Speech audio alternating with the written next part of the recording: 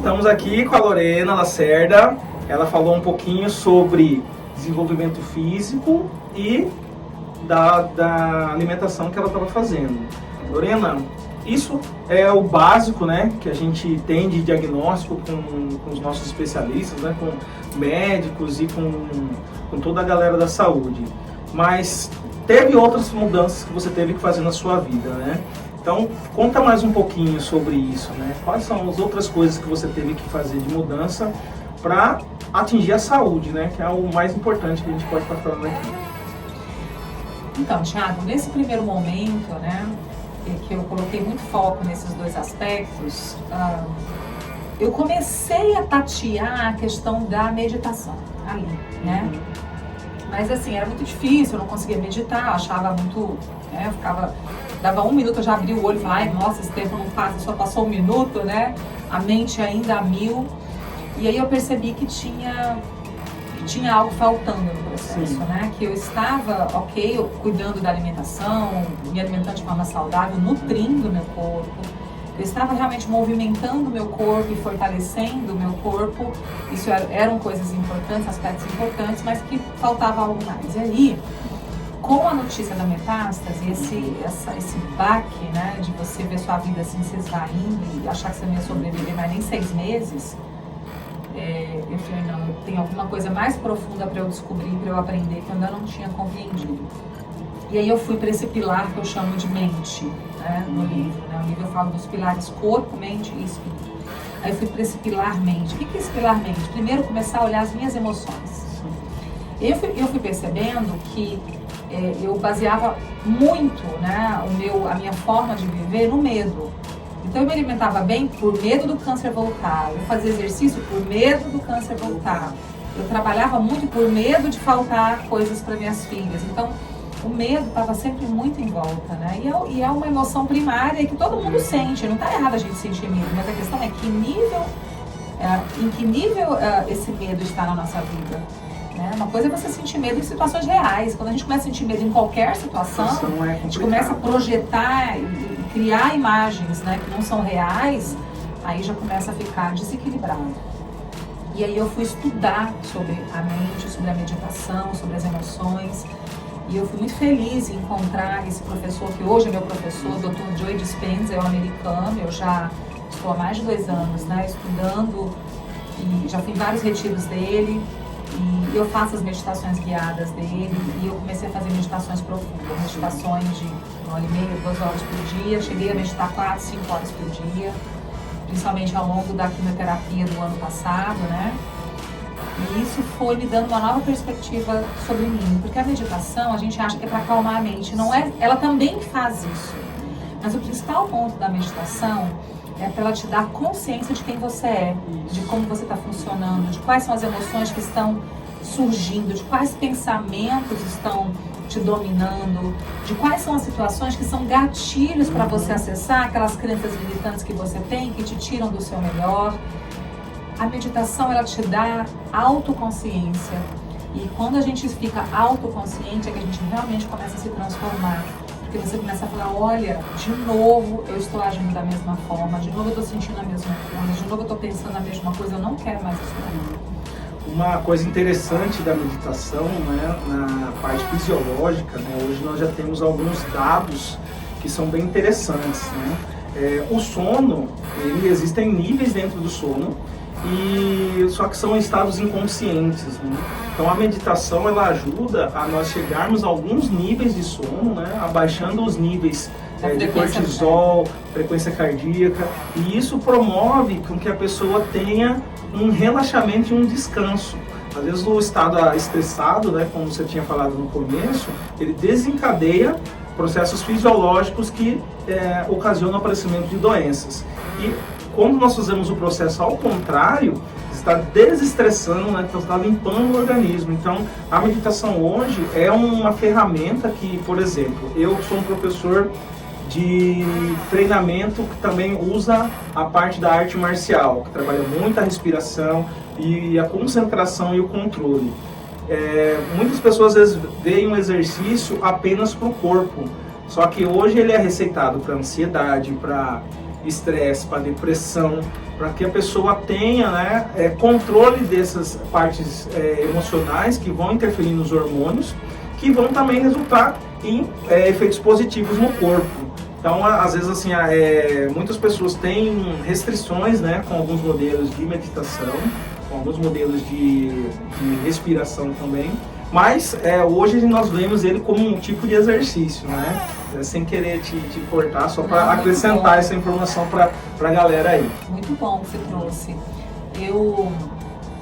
Uma vez eu estava em São Paulo, no hospital onde eu fiz alguns tratamentos, e o coordenador da cardiologia do hospital, um grande hospital em São Paulo, super renomado, um médico muito reconhecido na área de cardiologia, e eu contei para ele que eu meditava. E ele falou que tinha acabado de sair um estudo numa das revistas mais renomadas do mundo de cardiologia, e nesse estudo eles comprovaram que a meditação teve maior impacto para a redução do colesterol no sangue do que o próprio remédio para o colesterol. Você imagina um médico cardiologista de um dos grandes hospitais do Brasil falando isso para mim. As pessoas linkam muito meditação com coisas místicas e não tem nada a ver com isso, né?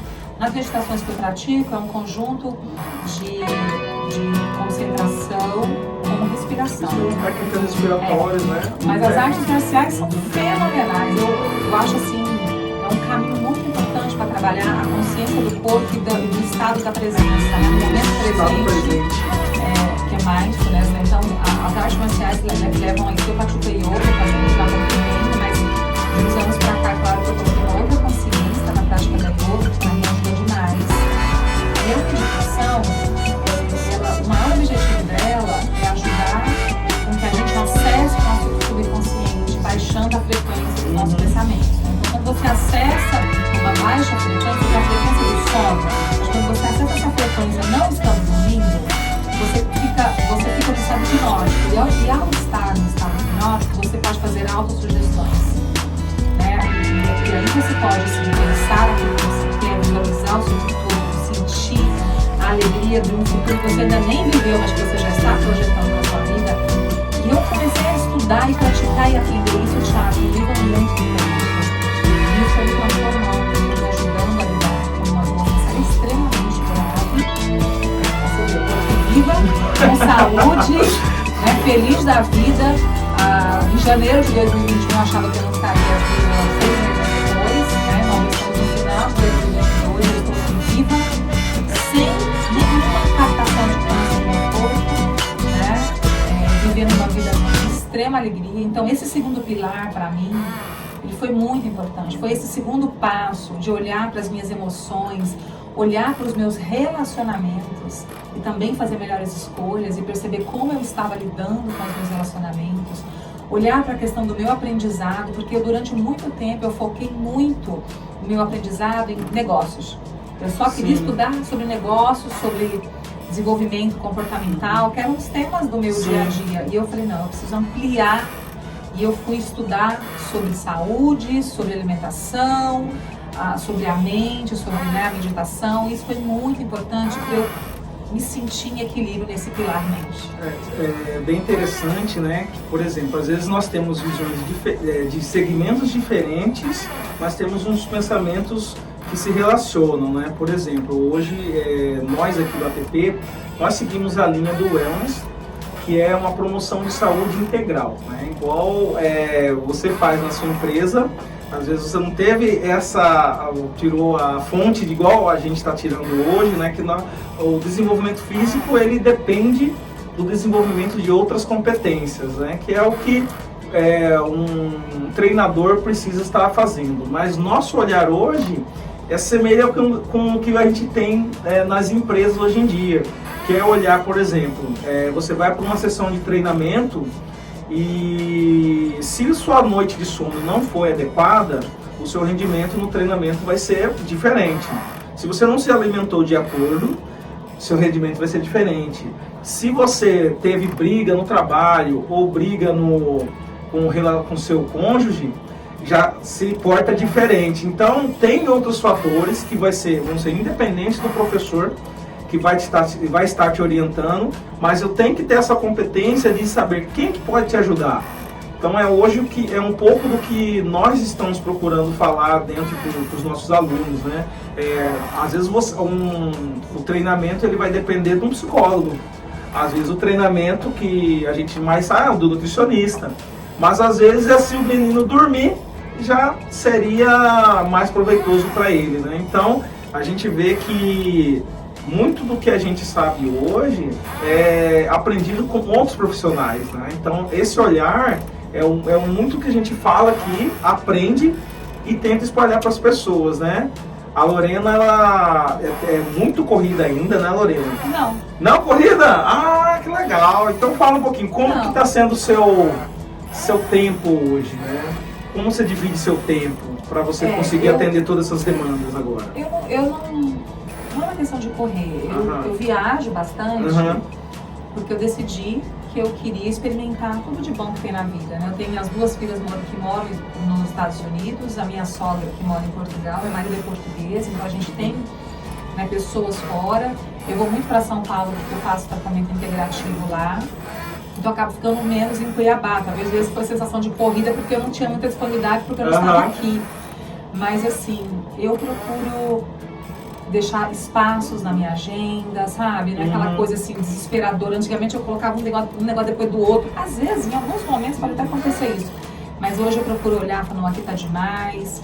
Eu procuro estar sempre viajando pra praia, porque eu me conecto muito com o mar. Com a natureza, né?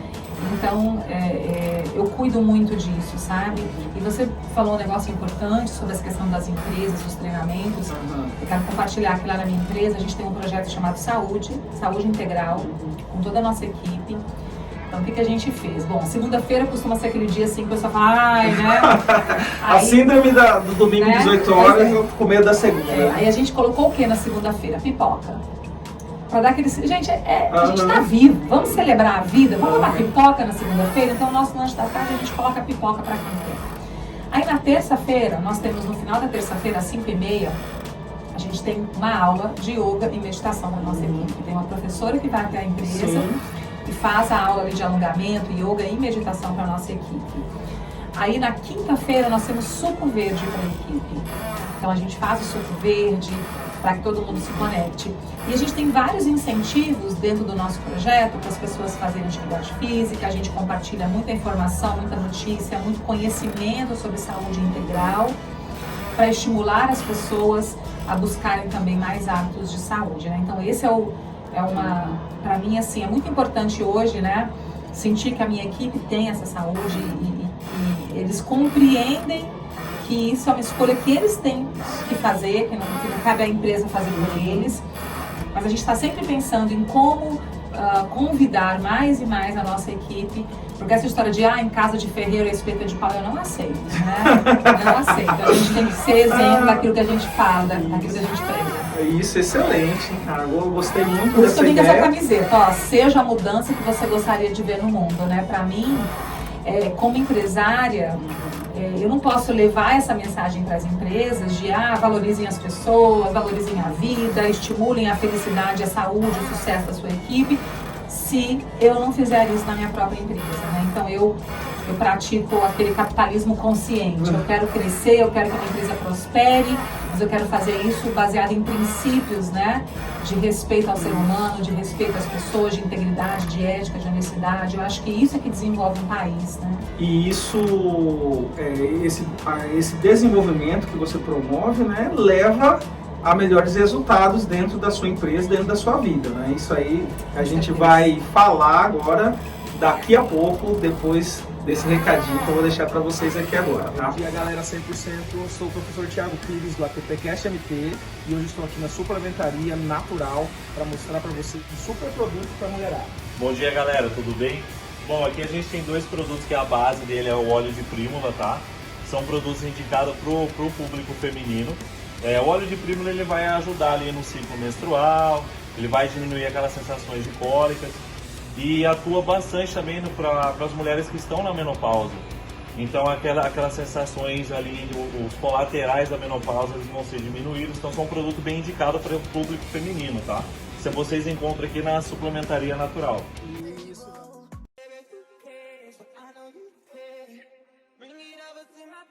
You don't know what you